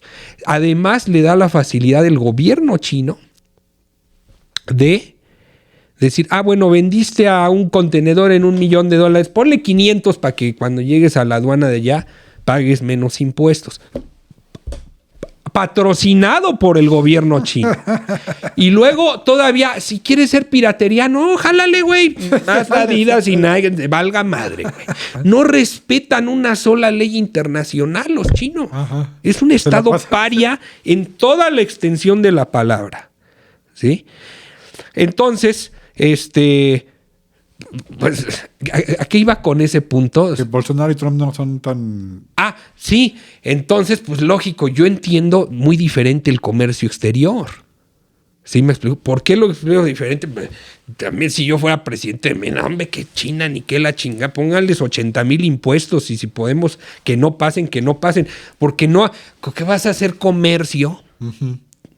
Con esa pandilla de rufianes. Una política proteccionista. Totalmente, ¿no? Totalmente. Entonces, yo que diga, yo soy libre comercial, no. Yo entiendo la economía diferente. O sea, sí me gusta el libre mercado, uh-huh. Sí, pero entiendo la economía. Por eso te decía, tras bambalinas, antes de entrar a cámara, que Milei es un ultraderechista, pero en un punto de ultra... como el comunismo es utópico. O sea, porque los libertarios, y ya llegamos aquí a Milei, ¿quiénes son los libertarios? Milei sería un libertario. Milei mismo se presenta. Soy Javier Milei, economista liberal libertario. Ser liberal políticamente liberal, libertario a nivel económico. Uh-huh. Soy Javier Milei, economista liberal. ¿Y qué significa cuando dices soy libertario? Libertario es la escuela de pensamiento austriaca, la escuela austriaca, uh-huh. que promueven el famoso anarcocapitalismo. Es decir, son la parte de la derecha que así como la izquierda la distingue que es estatista, por eso cuando eres de izquierda es colectivista, ¿no?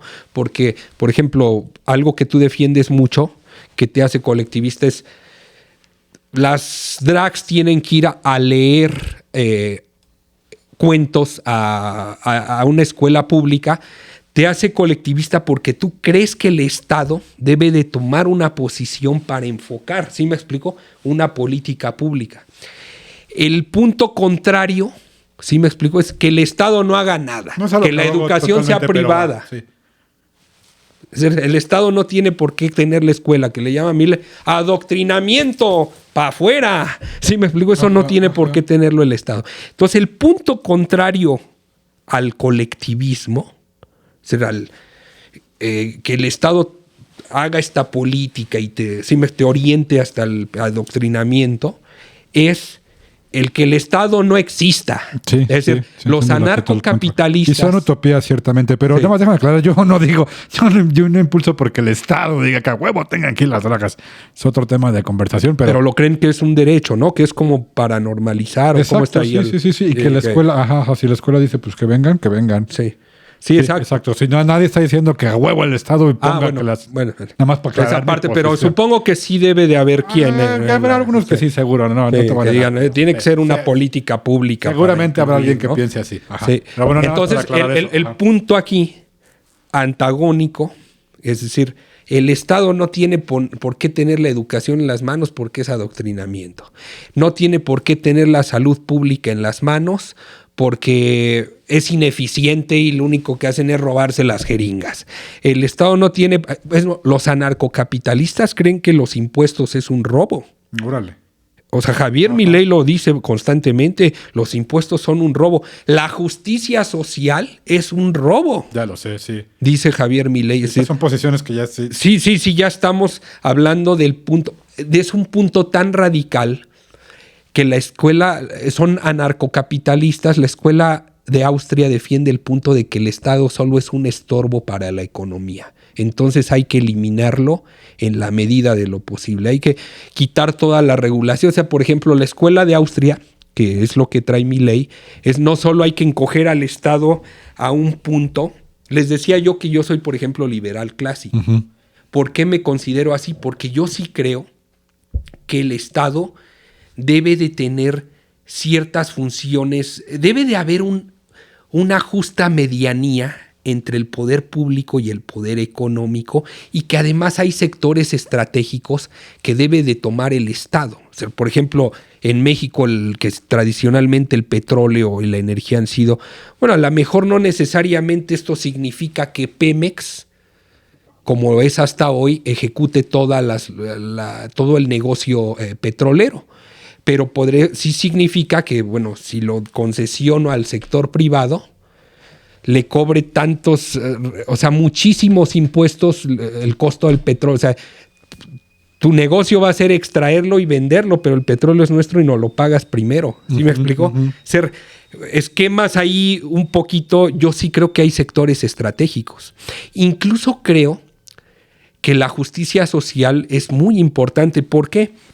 Porque en el otro extremo que está Javier Milei y los pensadores libertarios, te lo he comentado a ti como mucho, aquí lo hemos debatido mucho en el podcast, en varios episodios, cuando yo digo que todas las personas, lo fundamento mucho con la parábola de los talentos, que fuimos creados diferentes, con talentos diferentes, ¿no? Uh-huh. O sea, que Dios o la naturaleza, si usted lo quiere creer así, o Dios o como sea, le dio a usted ciertos talentos, y cada persona en el mundo somos diferentes. Entonces, cuando cuando liberas las leyes, las haces tan laxas en materia económica, sí pasa un fenómeno que ya pasó con el neoliberalismo, ¿no? Que es que la riqueza se concentra en muy pocos. ¿En quiénes pocos? En aquellos que tienen más talento para la economía y los negocios. No, porque muchos también, gente de la izquierda, argumenta mucho que regularmente la gente más rica es porque heredó o porque vive del privilegio, Pero hay datos, por ejemplo, muy contundentes que refutan que solo el 30% de los ricos actuales heredaron su negocio. 30 es casi 30. La mitad, o sea, es bastante. El 70, pero sí es la amplia mayoría. Y estamos hablando de un porcentaje así pequeñísimo de la población en general, ¿no? Sí. Pero bueno. Pero el 70, creo, es gente como yo, que vino del tianguis y empezó a vender ropa y un desmadre. Hasta que logró lo que logró y hasta donde llegó, ¿no? Pero bueno, ese talento no es un talento que se le haya dotado. ¿Sí me explico? O sea, el talento de los negocios, de la creación de la riqueza, todos, porque nadie tenemos todos los talentos. Yo lo veo de esa forma. Yo a Yukio lo admiro mucho en el punto de que es un creador excepcional. Muchísimas gracias, público. Se acabó el programa. Alguna vez si pueden ver sus diseños y esto, de verdad, Yukio es una gente con un talento extraordinario para la plástica. Pero ¿qué día me pusieron una prueba ahí psicométrica en la Sedena para una de armas? Dibujé palitos y bolitas y, o sea, imagínense que hiciera una ley Yukio. Es decir, los dibujantes vamos a cobrar y vamos a ser los gobernantes porque pues, este talento es el más... ¿Sí me explico? Entonces... Eso sería una locura. Prácticamente lo que plantean los libertarios es eso. O sea, la gente que tiene talento económico que haga todos los negocios y los otros pobres que no tengan ni derechos, ¿para qué son pendejos? ¿No? Sí, porque ese es el punto, ¿no? Que sí empieza ya a transversar derechos sociales y civiles, ¿no? Ya empiezan, por ejemplo, lo platicamos detrás de cámaras con este mismo ejemplo de que si yo designara que solo los dibujantes van a ser gobernantes y que van a tener acceso, solo si eres dibujante vas a tener acceso a la salud, a la educación, a programas y ministerios que ya son beneficiosos para la sociedad, que ya está quitando este cabrón. Entonces, ahí es donde entra el pedo del ultra, ¿no? Ya se empieza a volver una tiranía. Tú me lo comentabas, Milei está a un paso del fascismo, ¿no? Entonces, creo que ahí es donde el ejemplo... Lo que pasa es que el pensamiento libertario sí, o sea, es que yo sí veo el fenómeno. Mira, también lo veo utópico, lo veo problemático en ese sentido que estamos hablando. En el sentido de que, pues, es que si tú liberas la economía es un fenómeno de salvajismo, del más fuerte. Sí. Es claramente un fenómeno de el que tiene talento económico o es cabrón o se sabe relacionar o tiene cierto capital, invierte y va a hacer billete. Y el que no lo tuvo va a ser miserable toda su vida. Ya de por sí la economía es un fenómeno muy difícil. Sí, porque si el si el sector salud está controlado por el mercado, por el sector privado, pues ¿quiénes van a tener acceso a la salud? Los que puedan pagar. ¿Sí me explicó? Entonces te decía, el dinero no es un fenómeno fácil. O sea, tú ves y lo puedes ver en redes, muchos comentarios siempre de que apenas... llegó la quincena y ya la debía. No me alcanza para comprarme todo lo que quiero. Es decir, mucho sarcasmo, mucho ironía en torno al dinero, pero es porque no es algo sencillo, ¿sabes? Y es así en gran parte porque si ustedes lo pueden, el público lo puede, ¿cuántas clases de educación financiera recibieron en toda su educación? No creo que nadie formación realmente educativa. O sea, ¿cuántas clases que es una columna de activos? ¿Sí me explicó cómo generar ingresos pasivos? Los que estudian contabilidad y los que se dedican a las finanzas. Sí, ¿no? La escuela bancaria comercial y todo, sí. Pero son temas que los puedes manejar, por ejemplo, a nivel didáctico con una sencillez. Yo he dado cursos, he platicado a clientes, trabajadores, y trabajo la famosa programación neurolingüística. ¿Y qué es la programación neurolingüística? Es generar hábitos en tu vida. Yo les doy como gurú, ¿no? 8 hábitos.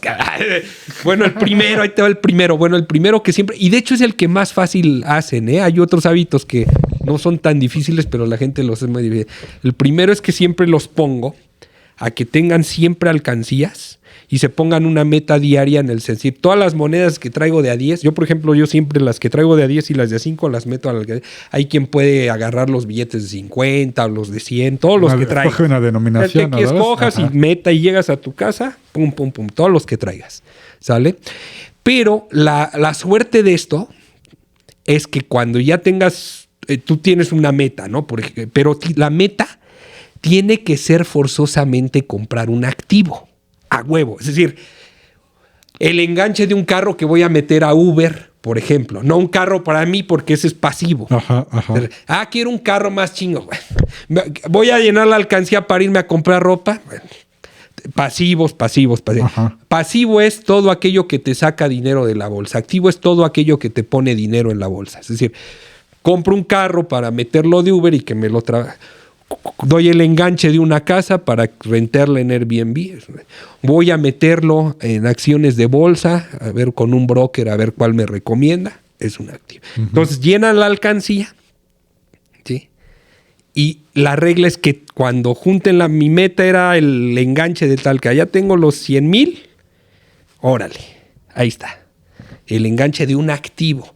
Entonces, ese es, por ejemplo, un detallito de educación financiera que sería muy fácil enseñarle a los niños. Sí, entiendo tu punto de que sería importante tener la educación económica. Sí, me explico. Nada nos costara que la miss o la maestra dijera, a ver, vamos a todos la alcancía y cuando la partimos en 4 meses y van a hacer un proyecto de negocios, van a poner tamales o nada más la pinche experiencia de salirte a vender, ¿no?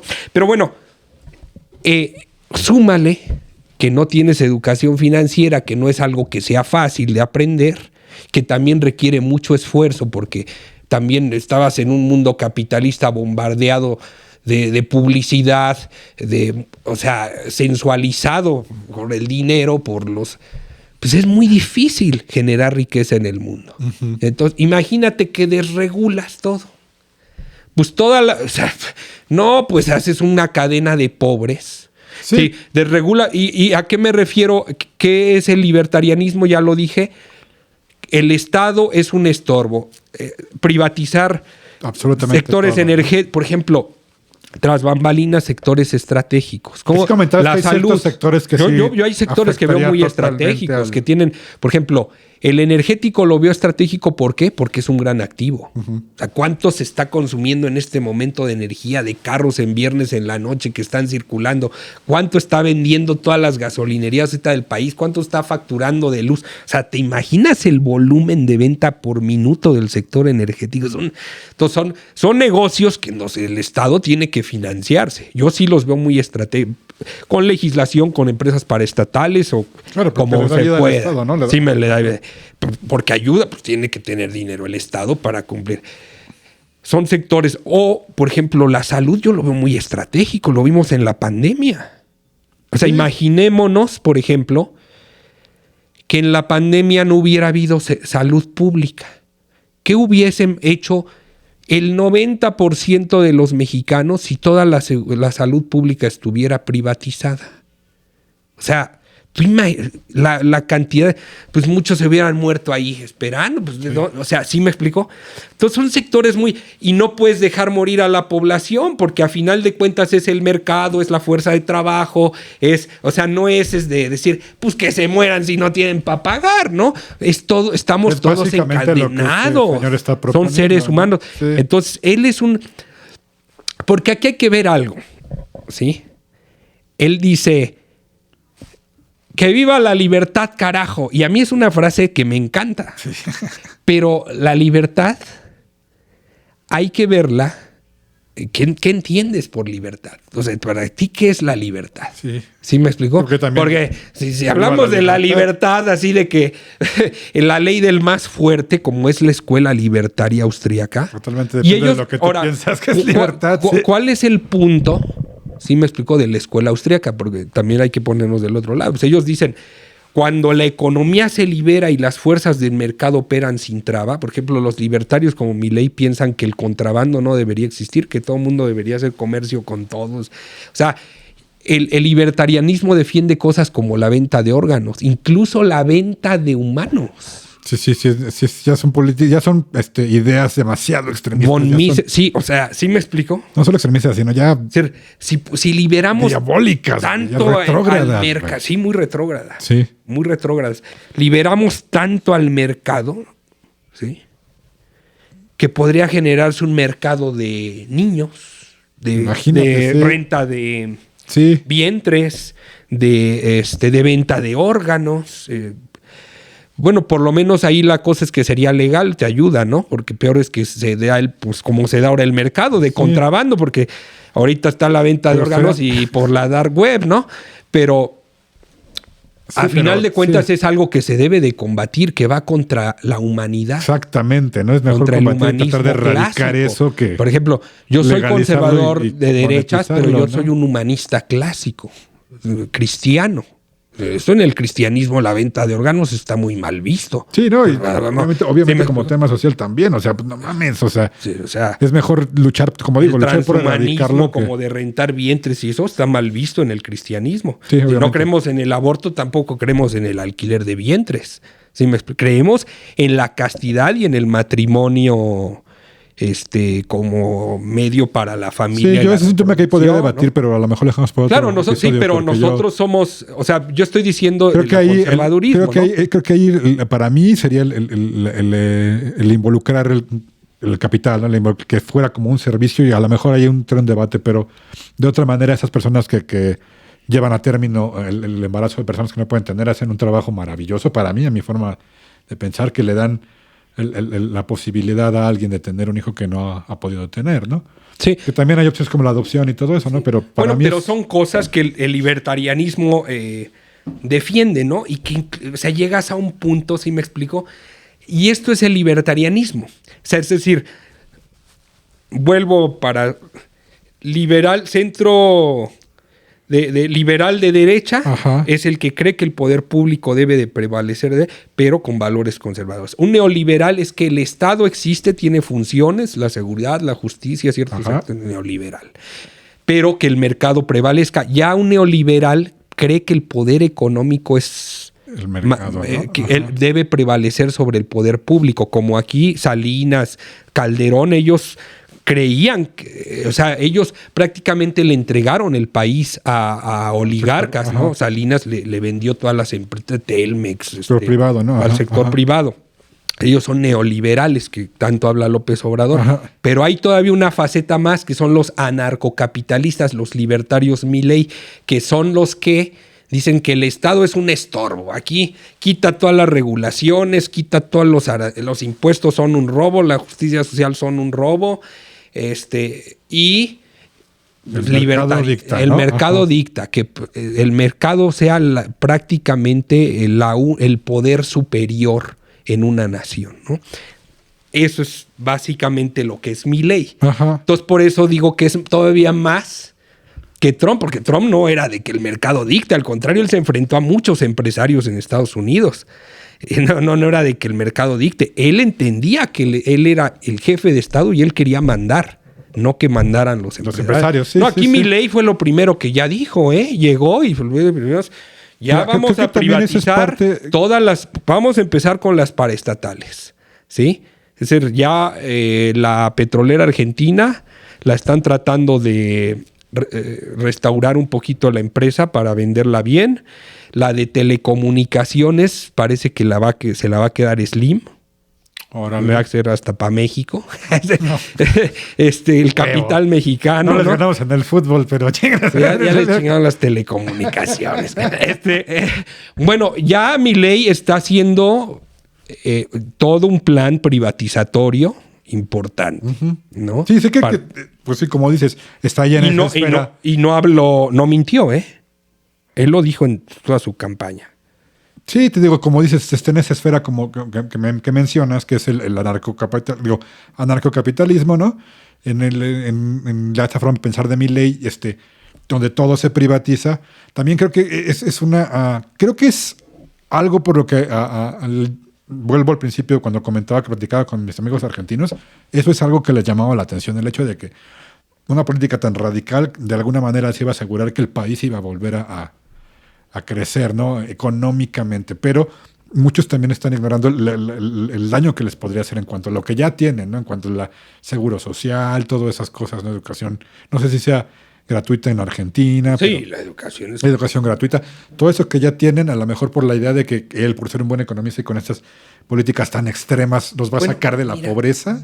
Creo que es parte de por lo que la gente en Argentina, a menos con lo que yo he platicado. Sí, la esperanza de que las cosas cambien. Pero yo te voy a decir otra cosa también, que yo veo al punto que estás diciendo.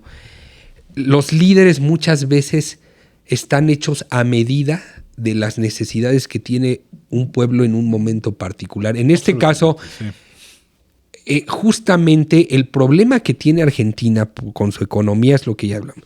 Regulaciones extremas, impuestos extremos. Justo es lo que necesita hacer Milei para que la economía crezca, ¿no? Es decir, destrabar eso, poner bajos impuestos, hacer toda una situación de reestructuración legislativa. Incluso ya ves que está hablando de quitar el Banco Central argentino y dolarizar la economía. Y eso tiene una lógica muy sencilla. Que los políticos argentinos no vuelvan a meter la mano en la impresión de billetes, que es lo que causa mayormente inflación, porque cuando ya se les acaba el dinero, que se tienen gastos y ya no hay recaudación, pues imprime dinero, eso causa la inflación, el exceso de... El dinero solo se puede hacer cuando crece la economía. Puedes imprimir un poquito más, pero si no crece, no tienes por qué imprimir dinero.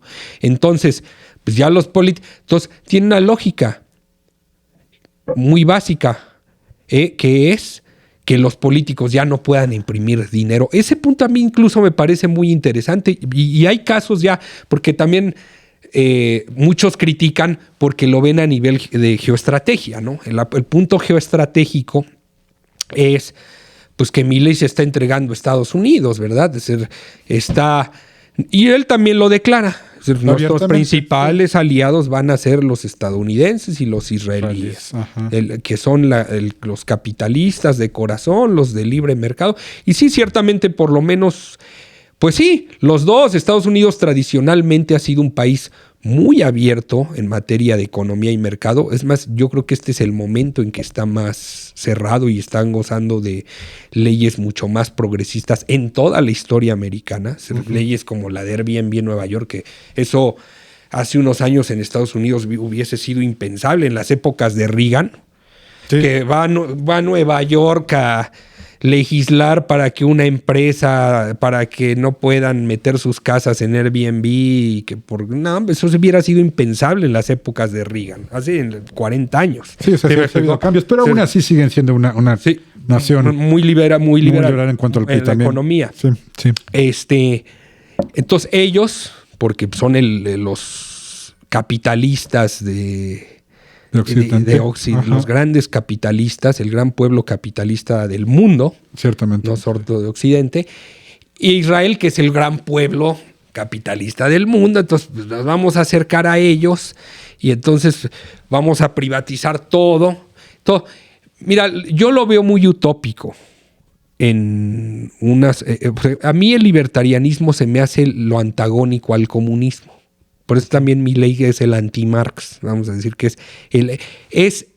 Milei es el Lenin de la escuela austríaca. O sea, lo que fue Lenin para el comunismo, que fue quien instrumentó las ideas de Marx en la Unión Soviética, Milei es ese alfil de la escuela austríaca, que va a ser el primero que va a llegar a intentar. Claro que no lo va a lograr, porque Argentina tiene el Congreso, pues va a ser, yo quiero ver cómo le hace elegir, porque además se renovó nada más una tercera parte del Congreso en estas elecciones y él no tiene más que unos cuantos diputados, o sea, no tiene la mayoría. Entonces, ¿cómo vas a dolarizar si necesitas el Congreso? O sea, va a tener que esperar un poco a que haya otras elecciones, dar resultados, ir paulatinamente.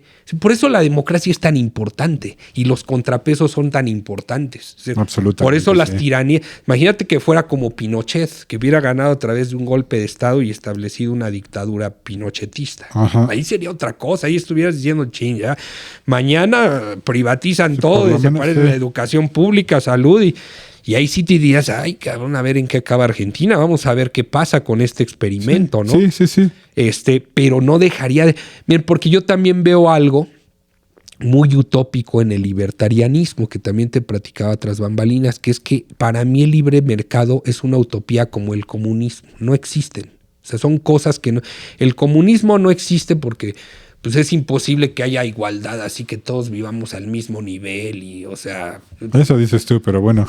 Pues bueno, las pruebas que se han hecho han terminado Ajá. por la Unión Soviética terminaron todos como perros y gatos, ¿no? Sí. La China, pues terminó mejor siendo capitalista porque en el comunismo no la armaron, ¿no?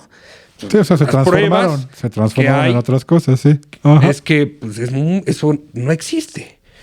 Lo mismo de este lado. Las pruebas que hay es que el ser humano, el son economicón, ¿sí? En términos griegos, Ujú. pues es naturalmente mafioso. O sea, yo llevo 20 años en negocios, partiendo de tianguis.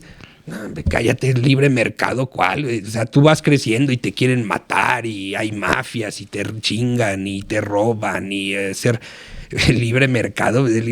Tú puedes ser leyes de competencia y tener, pero el mercado, el ser humano tiende a mafiarse mucho a nivel económico, ¿sabes? Por eso yo defiendo el liberalismo clásico. Debe haber leyes muy claras Sí, claro. en materia de competencia económica, de justicia laboral. ¿Sí me explico?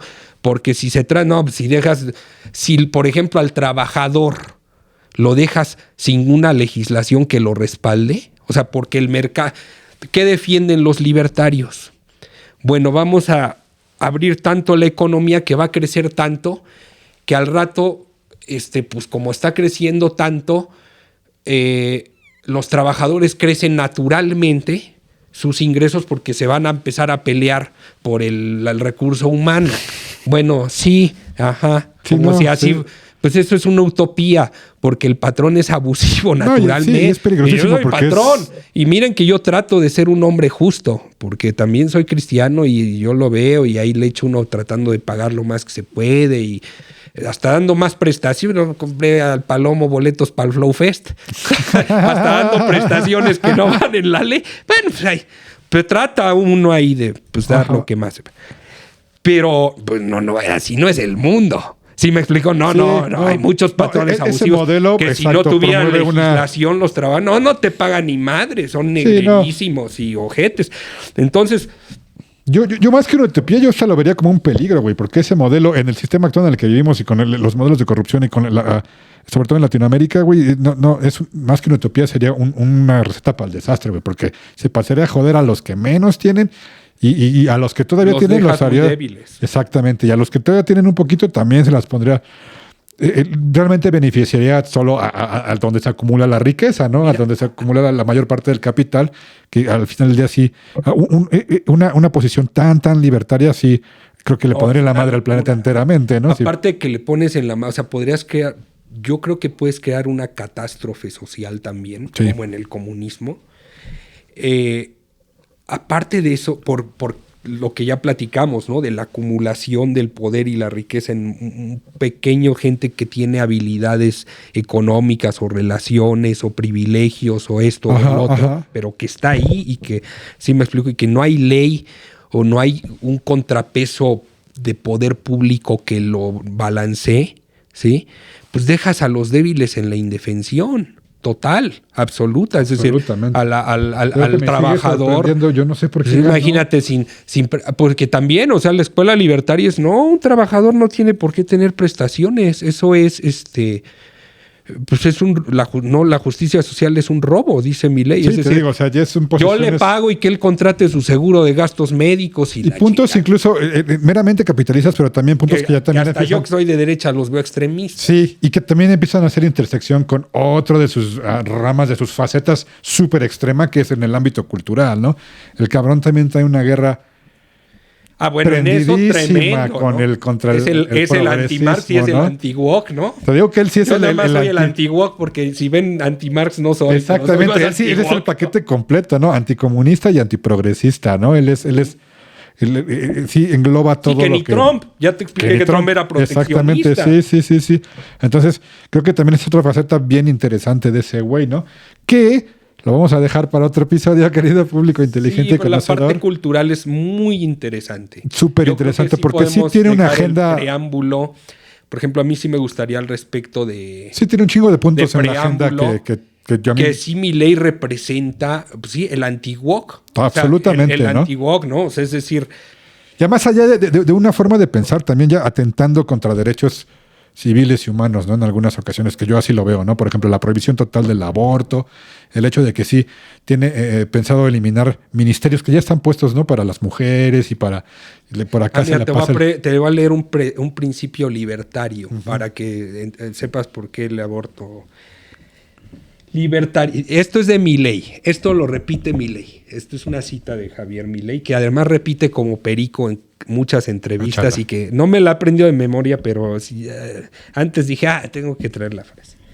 Libertarianismo es el respeto irrestricto del proyecto de vida del prójimo, basado en el principio de no agresión, entonces son pacifistas, y en defensa del derecho a la vida.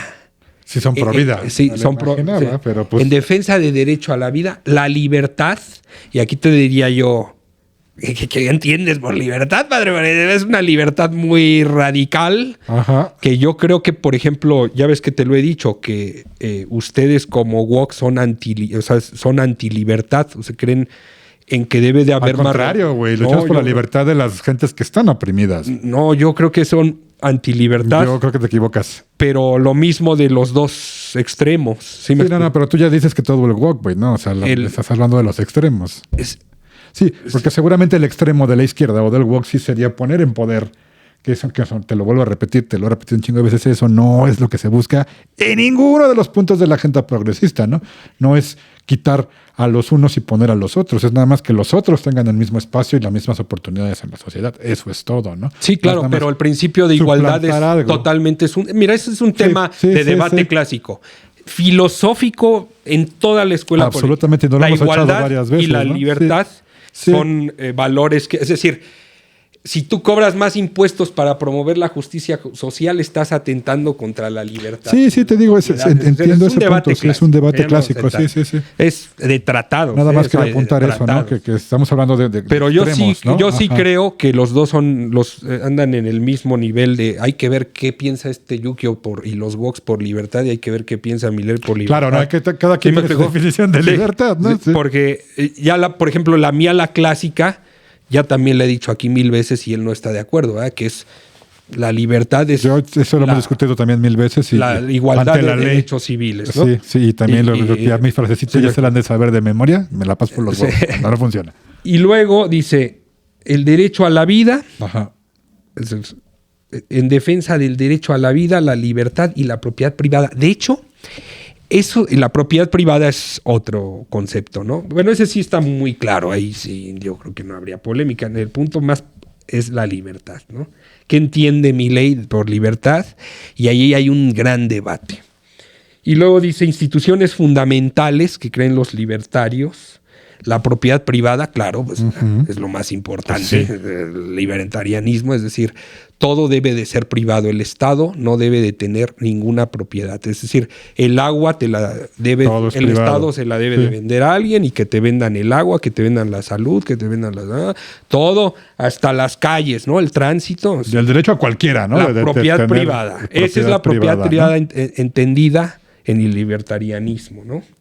Mercado libre de intervención del Estado, ya me cansé de hablar de eso.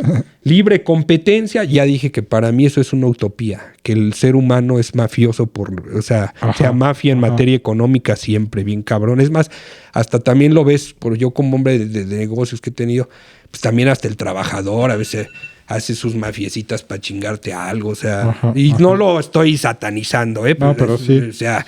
O sea, y el patrón hace su mafia para chingarse el trabajador. La economía es una utopía. División del trabajo, pues sí. Cooperación social. Sí, ellos dicen que la justicia social es un robo, pero lo óptimo es que aquel que tenga mucho, pues sea que salga de su propia corazón. Que salga apelando al buen corazón de los multimillonarios. Exacto, ¿no? En los cooperación social. Bueno, pues sí, yo por eso creo que el libertarianismo es una locura. Mamadísima.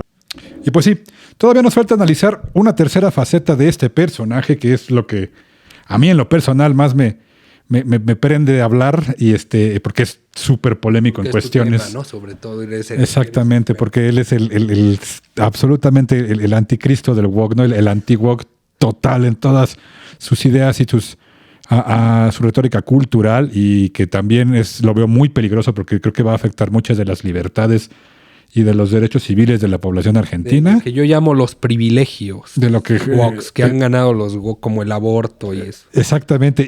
Pero por ahí lo vamos a dejar el día de hoy. El siguiente episodio vamos a entrar de lleno y nos vamos a dar con todo en el siguiente episodio acerca de esos temas, de lo que tú llamas privilegios y lo que yo llamo derechos civiles, y nos vamos a ir brincando uno a uno los puntos de mi ley. No, es una agenda muy radical. Es súper radical y que creo que representa el extremo de lo que yo peleo en contra, ¿no? Entonces, el aspecto fundamental, yo creo que yo veo en la parte cultural de mi ley, es que si tiene éxito su gobierno a nivel económico, por añadidura va a tener éxito a nivel cultural. O sea, si de repente mi ley logra acabar con la inflación en estos siguientes 4 años que tendrá de gobierno, si logra acabar con la inflación, atraer inversión y hacer crecer un poco la economía, desregulando y ahí privatizando y haciendo cosas, se presentará como un hombre eficiente, como un hombre de resultados, y eso hará que su agenda cultural tome mucha fuerza y pueda generar todo un movimiento anti-woke en la región, ¿no? Sí. Habla en la parte latinoamericana. Sí, por eso yo lo veo como un peligro para todo lo que se ha venido luchando y todo lo que ya se ha logrado. Porque Bukele, por ejemplo, te decía, él podría hacer fácilmente ese prócer, pero él tiene 2 desventajas. El Salvador es un país muy pequeñito que no tiene mayor influencia. Entonces, por más que si tú gobiernas El Salvador es muy difícil, a pesar de que influye en la opinión pública Bukele, pero no de la manera juega. Argentina es G20. Exactamente, sí, no de la manera en que Argentina juega un papel importante. Y la otra cosa que te decía ya en el episodio, Bukele a eso no se mete. Sí, es muy discreto, no le gusta la contención. De Bukele, y es mejor. Eso te proyecta como por lo menos un hombre mucho más de Estado. O sea, pues tú gobiernas para quien votó por ti, para la oposición y para el colectivo LGTB y para las feministas. Y ya no puedes decir, hacer un chiste. O sea, ya cuando eres un jefe de Estado, gobiernas para todos. Sí, que Milei claramente tiene una posición y tienes que se ve que vaya a gobernar para todos. Si ya la ley dice pueden abortar, se chingó, pueden abortar. Sí. ¿Sí me explicó? Pero Milei lo que pasa es que él sí representa ese es uno de sus puntos mayoritarios, un retroceso. ¿no? Él quiere echar para atrás todo eso. Ese es exactamente lo que yo lo considero como un retroceso. Creo que él representa un retroceso con ideas súper retrógradas y que va a poner en peligro mucho de lo que ya se ha logrado y mucho de lo que ya se ha avanzado en cuestión de temas de justicia social, ¿no? Y sobre todo específicamente con todo lo que abarca lo que es la agenda progresista, ¿no? Entonces, yo ahí es donde veo que nos vamos a meter una buena pelea la próxima semana va a ser, que grabemos el episodio. El punto ese va a sacar acá chispas de la guerra cultural. Así que esperen ese episodio, bandita, esperen ese episodio Público Inteligente y Conocedor para que se prendan con nosotros. Sí, que aún así, aunque yo soy muy empático con mi ley en esa parte, ya vieron que en la política económica no, pero en la cultural sí, yo sí creo que también el retroceso no es sano para un pueblo. Sí, por lo menos está ganado. O sea, a un trabajador no le puedes decir, ahora te voy a quitar el seguro social, güey. Por lo menos dentro de las que ya, por ejemplo, en la Ciudad de México que tienen tantos años con el aborto. Sí, te digo, es un retroceso. Que es una ciudad además progre, pues ya, o sea, es progre, ya ni pedo, ¿no? Aunque no estés de acuerdo, a lo mejor yo sí haría un sermón de Estado, ¿no? Ahí cuídense, procuren la castidad, pero no puedes echar la ley para atrás. ¿Sí me explicó? O sea, eso ya es un retroceso terrorífico y ahí yo tampoco estaría de acuerdo con mi ley. Sí, porque él sí representa ya... Sí, la tomas y es para evolucionar, ¿sí me explicó? Es para... pero ya para... Él representa lo que está precisamente esa palabra, tienes toda la razón. Creo que ahí es el punto medio que tenemos de ese güey. Él representa un retroceso, ¿no? Sí. Pero más allá de eso, en el siguiente episodio, esténse al pendiente, vamos a discutir el por qué todas son una sarta de pendejadas para mí y por qué las compartes con él. Sí, más allá de que sí hay cosas que... Pero bueno, bandita, ahí la dejamos por el día de hoy. Muchísimas gracias por escucharnos, muchísimas gracias por vernos en el YouTube. Síganos en todas las redes sociales, ya saben, en el Instagram, en el TikTok, en el Facebook, ahí estamos en todos lados. Muchísimas gracias por todo su apoyo. Sigan haciendo crecer esto bonito y de todo corazón para ustedes. Yo, como cada semana, fui Yuki Leiva. Me despido, no sin antes darle los micrófonos a mi buen compañero de batallas, al buen Pepe Combativo, a mi chulo de Santa Mónica, para que dé sus palabras finales. El sermón. Pues no, hoy el sermón va a ser nada más una frase de Lula, fíjate, una frase de un estadista de izquierdas, pero que me gusta mucho. Lula dice mucho que la gente debe de interesarse en la política, porque aquellos a quienes no les gusta la política se resignan a ser mandados por aquellos a quienes sí les gusta. Así que, chicos, métanse a la política, aprecien, mediten siempre bien sus votos, defendamos la democracia que nos garantiza nuestro derecho a hablar, a tener propiedad privada, y en México la verdad que somos muy privilegiados de tener un país relativamente estable. Tenemos los problemas de seguridad, pero yo creo que en lo demás estamos bien. Tenemos un gran marco legislativo, hemos tenido unos próceres increíbles como el presidente Juárez, un liberal, el presidente Madero, un demócrata intachable, el propio Tata Cárdenas, gente progresista increíble. México está bien, pero politícense. Sí, politícense. No se resignen a ser mandados, no se cancelen, hablen. En completo acuerdo con el chulo de Santa Mónica. Politícense. Y bueno, nos vemos la próxima semana. Adiós.